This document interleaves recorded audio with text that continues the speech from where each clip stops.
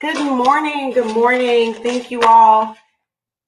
I'm Melanie Fenwick Thompson. This is another conversation of Wait One Legal Minute. And as always, I just want to thank you for your continued support, for your topic suggestions, for your engagement. I appreciate it. So I hope that people are on today, and I hope that this particular topic creates an interest for you and some thoughts. And I would love to hear what you have to say about this topic. I spoke about this same topic a few weeks ago. I just touched on it. I spoke about decisions that Black people can make to strengthen our community, our voices, our power. Understanding the consumer power in the Black dollar was emphasized, and amongst other suggestions, I advocated our children attending HBCUs, especially our athletes. It is my thought that our children are so talented, but they take their talent to big Division I schools, which are for the most part, private white institutions. The schools profit off our children, and the HBCUs suffer and never have an opportunity to strengthen their athletic programs.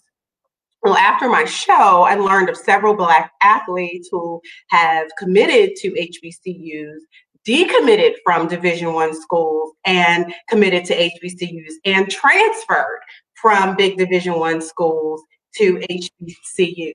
So today I have a special guest, and my guest is sports agent Gary Moore, and Gary is joining us now. Good morning, Gary. How are you? Good morning. How are you, Melanie? I'm well. Good to see you. Same here. Always a pleasure. You know that. Yes, it's been a while since we've worked together. I'm glad that we are back on this forum to have this conversation. Absolutely. And so, yeah, go ahead. I'm sorry. No, you go. No. I was just dittoing what you had just said. It's fine. Okay. Well, let me just give our viewers a brief introduction of you. Gary Moore is with me today to discuss the surge of Black athletes attending HBCUs. Gary himself attended Virginia Commonwealth University. He worked at Hampton University as Director of Procurement and Materials Management for about 10 years. After his employment at Hampton, Gary transitioned to Philadelphia, Pennsylvania, and served as a personal manager of Allen Iverson throughout Allen's NBA career. Gary is the founder of Moore Management and Entertainment. Did I miss anything you want to highlight, Gary? Didn't miss a thing. Did not miss a thing. Other than the fact that prior to going to Virginia Commonwealth University, I enrolled at Virginia State University, which too is a historical Black college and university. You know. Yes. And I originally, when I left high school, I went on a baseball scholarship to Shawan College, which is now known as Shawan University in Murfreesboro, North Carolina. And after which I transferred. I left in the middle of the night and found my way to in the middle of the night. I left. Didn't let my parents or anybody know.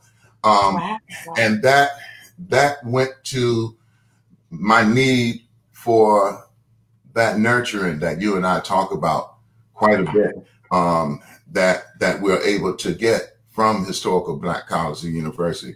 There's more people there who really understands you and where you come from and what's in your DNA and what makes you go and what makes you stop and what makes you stagnant.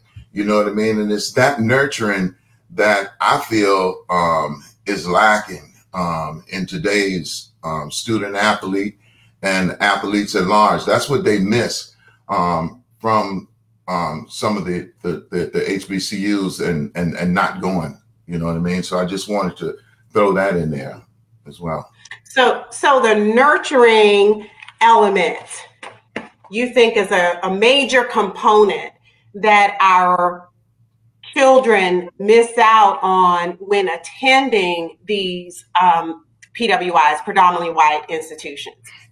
If it's not there for them, in the right manner. You know what I mean? See, I don't want to generalize. That's right. That going to a predominantly white school is bad for you. You know what I mean? Because at some of those institutions, you can find that nurturing that you're looking for as well. But what is really missing is the desire and the feel that it's okay to go and get that nurturing if needed. You know, that nurturing starts at home, you know, and you become used to that when you're at home. So when you go away to school, if it's not there for you, you know what I mean, it's lacking. And sometimes before you leave, you can find it, but sometimes it's just not there. And that's where we have to give kids the positive alternative to be able to leave if that's the case and go and get that. You know, I heard you speaking earlier of how some people, was it some kids that you knew that had gone to school at predominantly white schools and had to leave for whatever reason, and they ended up back at a historical college or university.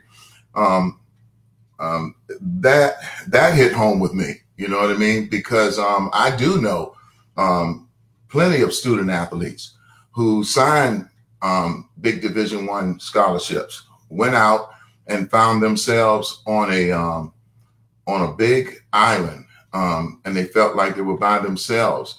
And when they had the challenges of life to hit them, because those challenges are going to be there. You're gonna have obstacles. Obstacles are going to get in your way. You know what I mean?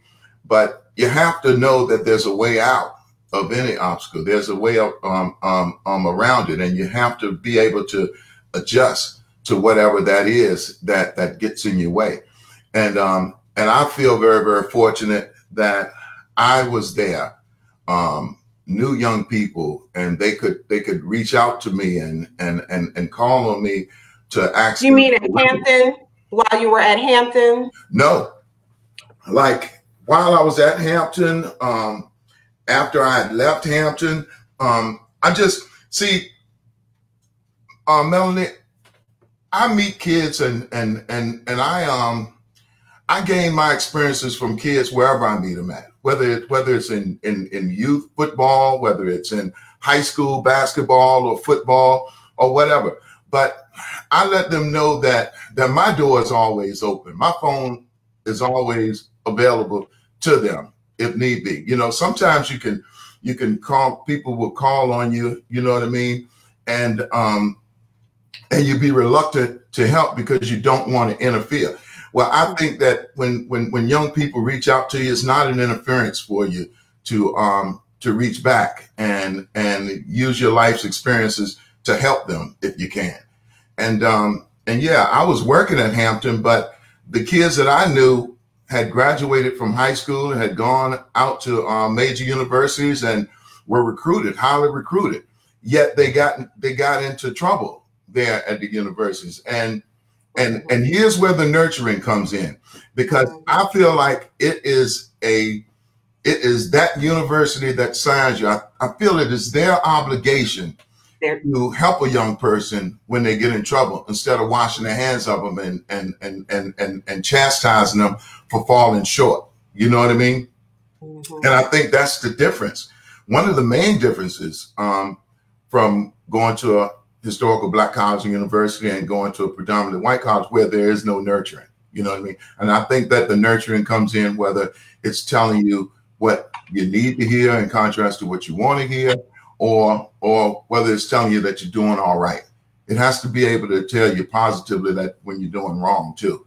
And I happened to be there when a couple of young basketball athletes fell short of their expectations at the predominantly white school, gotten themselves into trouble, yet they wanted to leave and did not know where they could go. And I happened to educate them on the fact that you can always go to a historical Black college and university. You can always find your way home there, because they will find a place for you. You know what I mean? And you'll leave that big stage and go into that smaller stage, but you can really excel at that level as well. So on my show a few weeks ago, Gary, I touched on this topic. I was talking about in general, in light of all of the incidents that have happened. They aren't new to our community, right? Mm-hmm. They aren't new to our families, to our community, but it is now the incidents are being highlighted on a national and international level. And so more attention and people who were not familiar with our struggle and the things that our boys face, our girls face every day are now becoming familiar with this, with our lives. Right. They're becoming familiar with what we live with every day. And so as part of that conversation that I had, I talked about ways that we can support our community and kind of control the consumer dollar and empower ourselves. And I touched on spending with Black businesses, mm-hmm.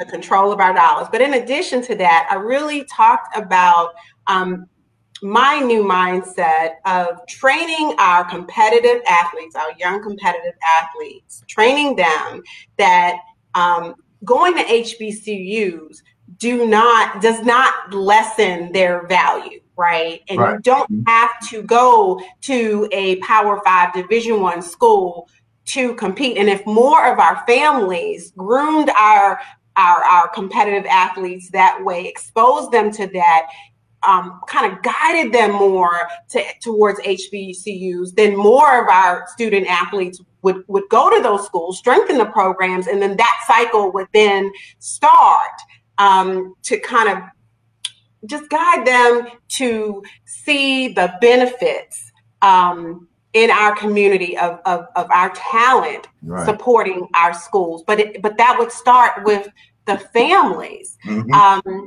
How do you feel, or what has been your experience about families being involved in helping to shape and guide and really set out the importance of us supporting our own schools with our own talent to generate our own money, to create our own wealth? Wow. It is so funny that you are speaking on that subject.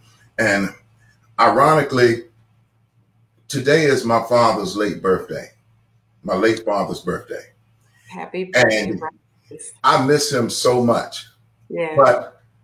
But you know what?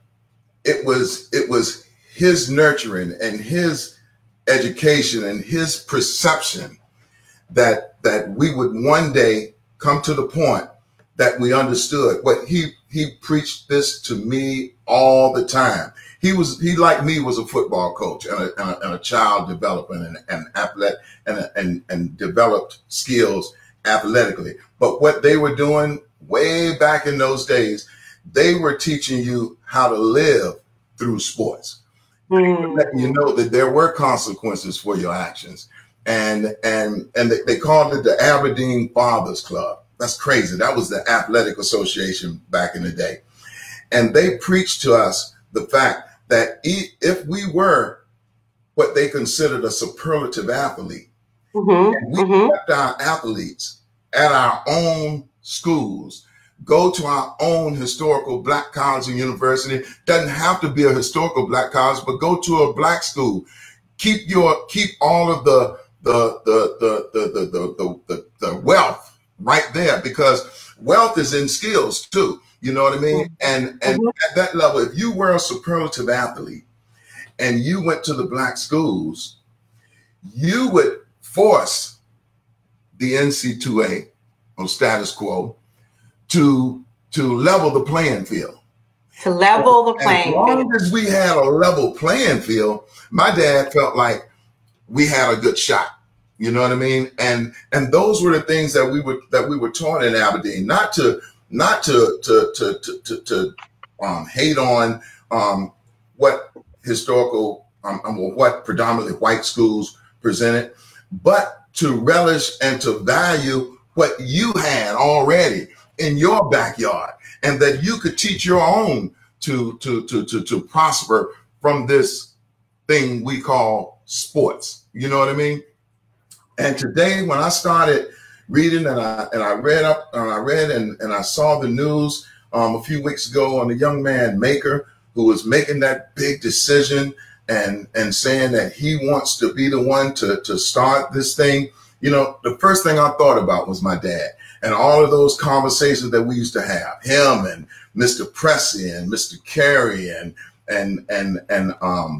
Milton Perry and things, and people like that, who really, really, really believed that we had everything that we needed right there at home.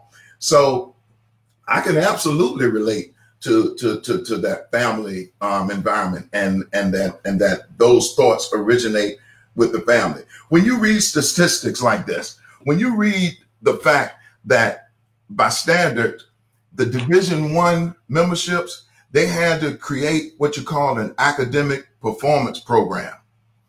And you had to live up to certain standards. Mm-hmm. And when I started looking at the statistics, Melanie, and I see where academic performance programs that are happening at historical Black colleges and university and limited resources school as a group, when I saw that as a group, HBCUs had improved more than 40 academic progress rate points in the past 6 years, that lets me know that it's working. You know what I mean? Mm-hmm. Not only are the HBCUs surviving, but the education that they're putting out there and the nurturing that they're putting out there is working. It's working. And then the limited resource schools, they feel like that if you didn't go to a predominantly white school, that you had limited resources. Well, I also saw where the limited resources school, defined by the rankings, they normally ranked at the bottom 15 percentile of Division I schools. You know what I mean? In several financial categories, you know, recruiting and facilities and things of that nature. When I saw that collectively over the past 6 years, that they've increased their progress rate by almost 30 points, that too let me know that it's working. So when I saw the young man Maker make his announcement, I knew then that if others follow him, they will really, really, really set the tone and know that it can happen and you can succeed right there in your own history. And those stats that you spoke about also correlate with the nurturing element that you spoke about earlier, that we both agree that HBCUs offer. That's where the emphasis is placed on the whole person, the academic, the emotional, the mental, the not just the physical. Right. And so that's the concern for me. When our children, talented children, go to these Power 5 schools, have only hopes of playing for Division I, big Division I schools, you are a commodity. Absolutely. You are a commodity. You are there to bring that program money. That's it. And for that, and for your services, then we will pay for your education. Okay. No matter how good it is, no matter how well rounded you become, this is your job to bring us a title, you know, take us to the dance, and then we're going to pay for your scholarship. We're going to pay for you to go to school. But you know what? They need so much more than that. So much more. They go there and fill up your arenas and they make all this money for your university, but they don't get to spend any of it as to what their needs. Your needs are met. You as the administration, you as the 10-year alumnus of these big universities. That's right. But the colleges, the other students, the fans, the people in the community, the businesses. Around the arenas. Absolutely. And I tell my people all the time, you know what I mean? As a stellar athlete, whether you're white or black, you're a big guy on campus. You know what I mean? But if you're a stellar athlete and you're a black athlete, unfortunately for you, everything remains on that campus. When you leave that campus, that's when it becomes important of who you are. Because when you leave that campus and away from that arena and away from that basketball court and away from that football field, you're just another black man in America. And you have when you get pulled over by the police officer, then what you're doing for that university has nothing to do with that stop and that interaction with that police officer. That's right. That's right. That's right. And so you may or may not know how to handle yourself, and not that matters these days anyways. But to your point, yes, it stops when they drive off campus. Absolutely. That treatment. So we were talking about, let me just go to a couple of comments. I have attorney Gidget Johnson. She also has a son who is a football player. She is saying that HBCU is full of nurturing, and Gidget attended Clark Atlanta University here in Atlanta. Erica Russell says that's what we do. Relationship as essential to growth and development. It's our way culturally. It's how we live. Mm-hmm. And that's a great point, Erica, because I think that's kind of how our HBCUs are built, right? Absolutely. And I know Erica Russell. You know Erica Russell. Well, shout out to Erica Russell, Gary. Yeah, I know Erica Russell. I remember Erica Russell from the time she was knee-high to a grasshopper to where she is now. And she makes me proud every day when I see all of her accomplishments. You know what I mean? Her and Michael Jackson and Dr. Sue were there at she was the president at St. Augustine's College in Raleigh, North Carolina at the time. And I think that's where Erica actually went to school. You know what I mean? But she knows firsthand about this nurturing. She knows firsthand about the development and the results thereof. You know what I mean? Right. So it makes me proud when I see her name pop up and her comments come up. Here's another comment. Division I schools also have resources available to address the whole athlete, but they do not necessarily have nurturing. That's right. They have the money. What you do with the money and the resources, I mean, that's up for debate. Yeah.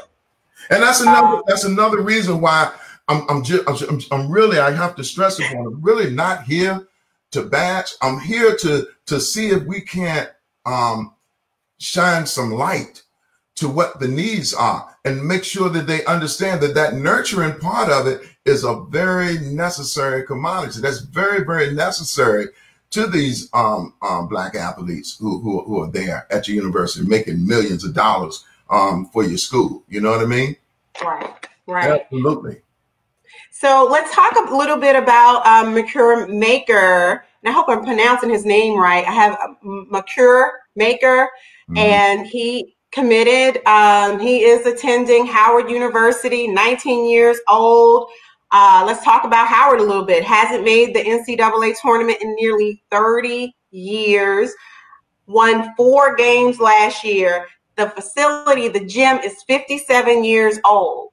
And here this young man, Mr. Maker, he is going to Howard University. I get chills in just saying it. I think that this decision, he is paving the way for our athletes to say, hey, you know, this look at what's happening in our world, and how can I contribute? What can I do? And these young people are figuring out ways to have an impact. At 19 years old, he was quoted as saying, "I was the first to announce my visit to Howard and started to dream, what if? I need to make the HBCU movement real so that others will follow. I hope I inspire guys like Mickey Williams to join me on this journey." And sure enough, Mickey Williams, 15-year-old, I think he's a point guard? Yeah. Sure enough, he tweeted, he's got interest in attending an HBCU. I'm getting chills again. Absolutely. And you should, you know what I mean? And when you read off statements like that, that really lets me know, you know, that young people, they are now looking for, and they're finding new purpose, Melanie. You know, yes. They know that they can make a difference in our society.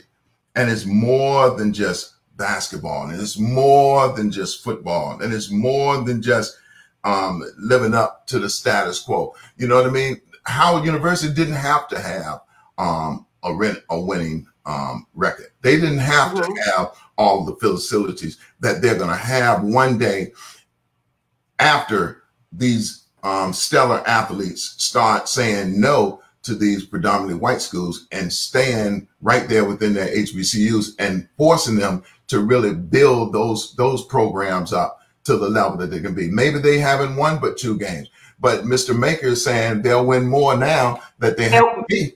Absolutely. And that's right. That's so ironic because, I mean, you know, my relationship with Alan, Alan Iverson, it started when Alan was around 8 or 9 years old, and it started on the football fields out there at Aberdeen. And not that I did so much more than anyone else who was in Aberdeen, but the kid gravitated to me. The kid stuck to my hip pocket, and the kid was really relying on me for my guidance and my advice. You know what I mean? And I was a product of my father in the Aberdeen's Fathers Club. So I was all about the Black athlete. I was all about the historical Black colleges and universities. I was all about our cherished history and what we could do for each other in contrast to what others could do for us. I was more into what we could do for ourselves. Yeah. Let me share something with you and with the world that I've never shared with anyone up until now. When Allen Iverson was a junior and he started to really, that's when he really started to blossom as a young prospective student athlete, you know. And at the very beginning of his junior year, going into his junior year at Bethel, he had decided that he was going to go no matter who was recruiting him, no matter what was going on. He was going to go to Hampton University. Hampton University, historical Black college university.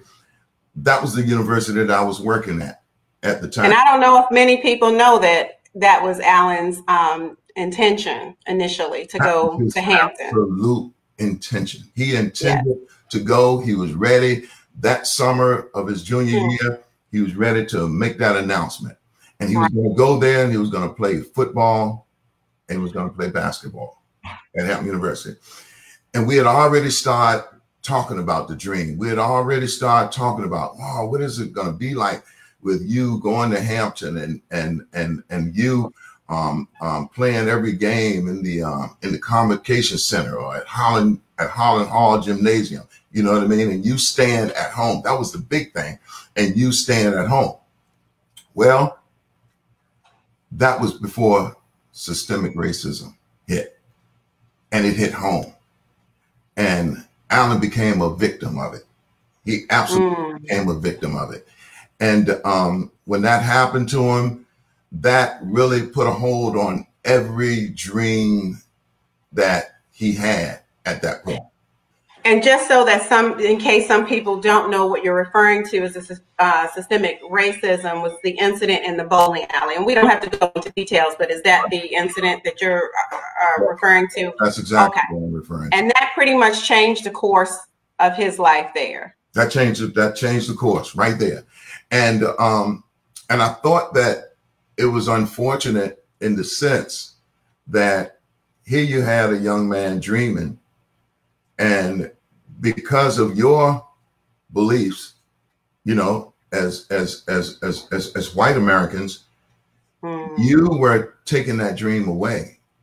Not only were you taking that dream away, you were taking it away at all costs. You would have much rather this kid not go to school than to get away with what you felt was a fight that he had nothing to do with starting, you know what I mean? But at the same time, you took away a kid's senior year of high school, you took him out of school, and you took away the dream. I was determined not to allow that to happen. Alan, we can still do this. You could still be successful.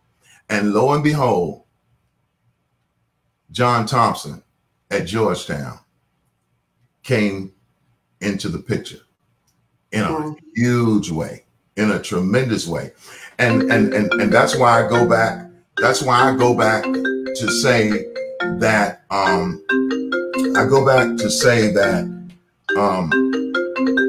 all predominantly white schools aren't lacking the nurturing, because Coach Thompson was at Georgetown University, which we all know was a predominantly white law school. But we know that he cared about young blacks, and we know that he cared about the nurturing, and he was willing to give that nurturing to help a young man out with his future. And there are others, you know, T. Vivian Stringer, you know what I mean? She was a role model for me. I've never met Coach Stringer a day in my life, but I've always read up on her. I always admired what she did for Black kids. I always admired, you know, her coaching style and what she was doing with her programs. And that helped me. I patterned myself as a coach and as a young father in how I was bringing up my daughter. You know what I mean? I admired what Coach Stringer was doing.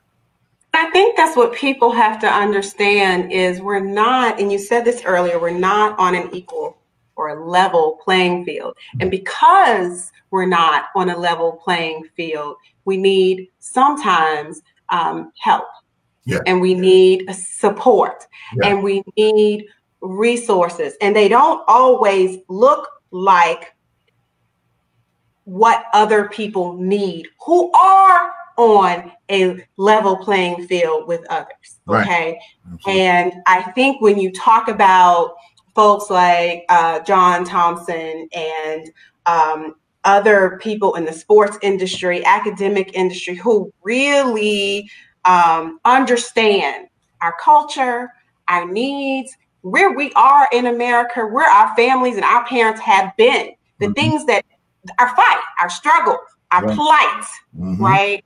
When they understand that, then they understand it's not just a matter of just come here, play ball, and be done. It's that we need more. I have another comment. Gidget also said the nurturing is why Jason chose to walk away from Navy to go to NC-A&T. Yeah, North Carolina A&T. He played football for Navy, and he was just missing some things. And later, he'll be attending this fall North Carolina A&T, and I'm so proud of Jason and Gidget. I'm proud of you to support your child through a difficult decision like that. It's tough, but we have to go. And I talk to Gidget about this all the time.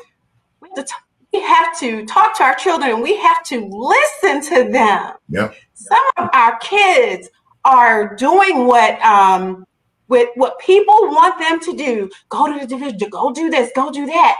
They're missing something, and they need more, and they're trying to tell parents or coaches, hey, this is what I need, and we just push them. Absolutely. Listening is very, very important, and I mean at a very young age. I think that listening really is one of the basis of my relationship with Alan and so many other kids that I really connected with. You know, I had a very interesting conversation with my daughter the other night, and she was talking to me about her goddaughter. And she was talking about how she felt like there was a change there in her goddaughter. You know what I mean? And I asked her, what do you mean a change? Well, I don't see the confidence that she had in herself when she was younger. You know what I mean?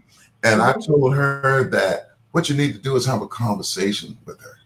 You know, even at 7 or 8 years old, you have to listen to the child, listen to the kid, and listen to what they say. And then you figure out how best to help them. And that was very, very important what you said there about listening, because that's probably your biggest attribute sometimes, is being able to listen to your kids, because you could help them so much more. You know what I mean? Remember this name, Cameron Fields. Cameron Fields. Cameron Fields. Oh, Cameron. Okay? Mm-hmm. Cameron is a stellar baseball player at University of Texas. Okay, but listen to this at this statement. He said that I'll always be grateful for my time as a Texas Longhorn. I made relationships that will last a lifetime and memories I'll never forget. When I came to campus, my only real goal was to get my degree and put myself in a position to succeed in professional baseball. But now, with racism, justice, and inequality continuing to plague our society, I have found a new purpose. It's time, and it's time for me to stand for my beliefs and represent something bigger than myself. That's powerful. It is so powerful. With that, I'm proud to announce that this fall, I will enroll at Texas Southern University. Oh! To pursue my master's degree and to play baseball. I've long believed that the biggest myth out there is that if you don't go to a big, if you go to a big school, if you go to a big predominantly white school, that you had a better chance of playing professional basketball or professional football or being a professional athlete. How about this? In the NC2A, there are 18,816 participants in men's basketball. The percentage of them going and playing major professional basketball is 1.2%. That in itself makes that belief a lie. If you're good, and if you're good enough to play at the NBA or the NFL level, they will find you. They will find you. They will find you, no matter where you are. But come and find me after I've gotten nurtured and where my confidence is sky high as an individual, and I feel like I can succeed in life, and I feel like I can do just about anything that I want to do. It's easier said than it is done, but it can be done with proper nurturing and proper support from your people, you know, and for those who love you more and those who you feel you love more than anybody in this world. We have another comment. This is from Thelvie Winston. As Shannon Sharp stated, if you are good enough, they will find you. And that is exactly what you just said. Just what you said. Absolutely. They will find you. And speaking from, let me just talk about briefly, just to highlight, we have Sharon Wright Jr. My mom went to Morgan, so I wanted to make sure that I talked about Sharon. Sharon is the son of an NBA player, Sharon Wright Sr., class of 2018. He was ranked 30 coming out of high school, 4-star recruit. He attended Wake Forest freshman year. Averaged 22.2 minutes a game, 7.1 points. He started 20 of the 31 games. Sophomore year, and this is probably touching on, and I don't know all the details, and you may want to speak on it, Gary, I don't know. But his sophomore year, he didn't start any games. His stats dropped due to an illness, and he was at some point suspended. Why he was suspended or the reason he was suspended, I don't know. But I will say this, I don't have the numbers to back it up. It's not uncommon that our kids are suspended for some reason or another during the season, which then impedes their progress, their stats, their contribution to the team. He is now transferring to Morgan State University, and the recruiter there, he is amazing. And he is making an effort to go after this talent and bring our talent home. Bring our talent home. That's what we're doing. Mustafa Lawrence committed to Fresno State. He decommitted and he's going to Norfolk State now. Nate Tabor, Tabor, committed to St. John's. Yes. What is it, Gary? Tabor. Oh, okay. Nate Tabor, you're right. Committed to St. John's. He also decommitted, and he is attending Norfolk State University along with Mustafa. So these are, top athletes. This is now it's officially, you heard it here on Wait One Legal Minute. It is officially a movement. It's a movement. It's a movement. Absolutely. And I embrace this movement because it's long overdue. And these young people are going to show the world that it works. It works. It can work. Here's another comment from Jabrina Johnson. I love this. It's so true. There's nothing like the nurturing of an HBCU. As a graduate of both an HBCU and PWI, there is a distinct difference, and it makes a difference in how you learn and thrive. Yes to this pivot. Let's keep encouraging these young people. Absolutely. Sabrina, thank you for that comment.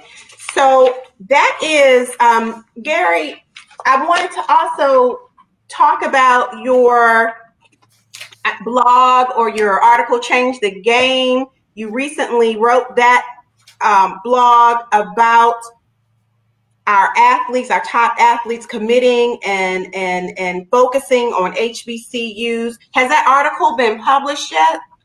It's on our website. It is published and it's out on www.garydmore.com. And you can read it in its entirety. Change the game. Change the game.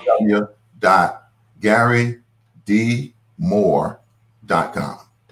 And I've also included the article on a link here under my comments, along with the articles that we reference about Cameron, let me say his name, Cameron Fields. Yes. Also included the article about Sharon Wright and Maker, the Mickey Williams. I mean, there's so many, I can't name all of them, but we have their links here in my comments. Listen, Gary, what final words do you have? Let's talk to the parents of these players.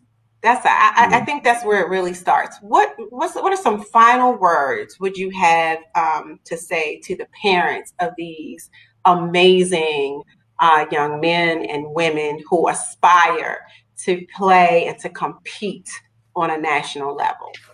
I will say to them to listen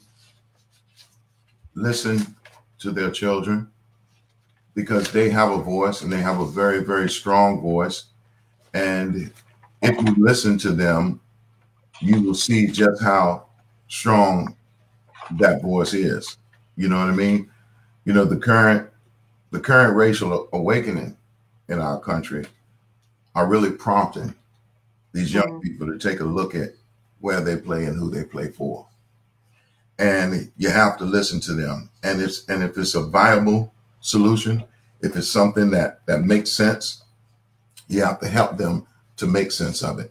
And I'm gonna tell you, you can follow parents by the example that some of the parents give you. And I want to speak very, very briefly about a young lady that I have just a tremendous amount of respect and admiration for. Young lady named Melanie D. Have you ever heard that name before? Yes, I have. Was the first female to pitch and win a Little League World Series game. That's right. In addition to that, she pitched the first shutout in the semifinals of the same Little League World Series. Okay. When this young lady finished high school, and mind you, she was a star student. She had, and I can't quote the actual GPA, but it was very close to 4.0. And this young lady could have gone anywhere in the country she wanted to. You know that after all of the history that she made at Little League World Series, you can imagine just about any college in America wanted her. Okay.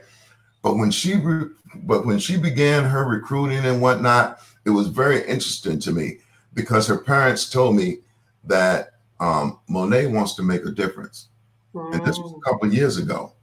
Monet chose to continue her education at Hampton University and to play softball there. With all of the recruiting that was going on and with all of the opportunities that I know that she had, she chose to go on the campus at a historical Black college and university and make a difference in life. And I have to take my hat off to her parents because they were very, very supportive. They listened to her. Her mother could have very easily told her, no, you're not going to Hampton University. You go to University of Connecticut. You go to a Michigan State University. You go to a University of Maryland. No, she listened to her daughter and her father and their influence.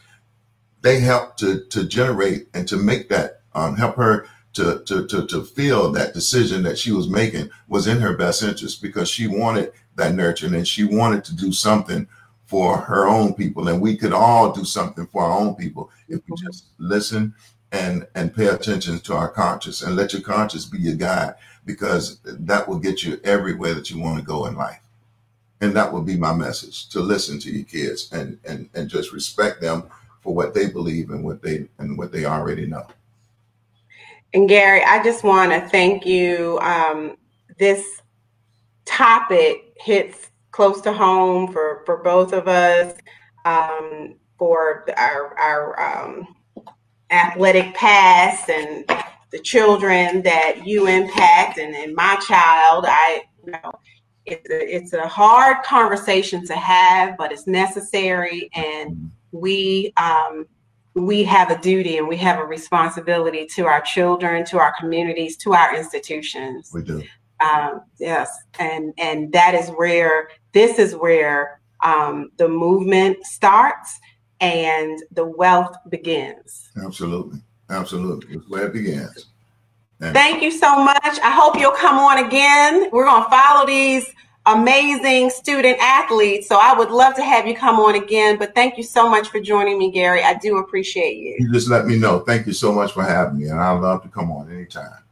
Will do. Have a good day. Thank you so much. Stay safe. You too. Bye-bye. All right, bye-bye. Thank you all for joining Wait One Legal Minute. I will see you. I will get a notice out of when our next show will air, our next conversation will air. And let me know if you have any topics that you want me to cover, social or legal issues. I am so excited about the topics that we've been able to discuss and to cover this summer. And it has just been so informing for me. So I hope you have been informed over the last few conversations that we have. And that's what I'd like to do, is to continue to inform you about legal and social issues. So I want to thank you for continuing to support, and look out for the next notice of when we're going to air again. I appreciate you, and stay safe and stay home if you can. And if you got to get out, make sure you wear a mask. So thanks for joining. Have a good one.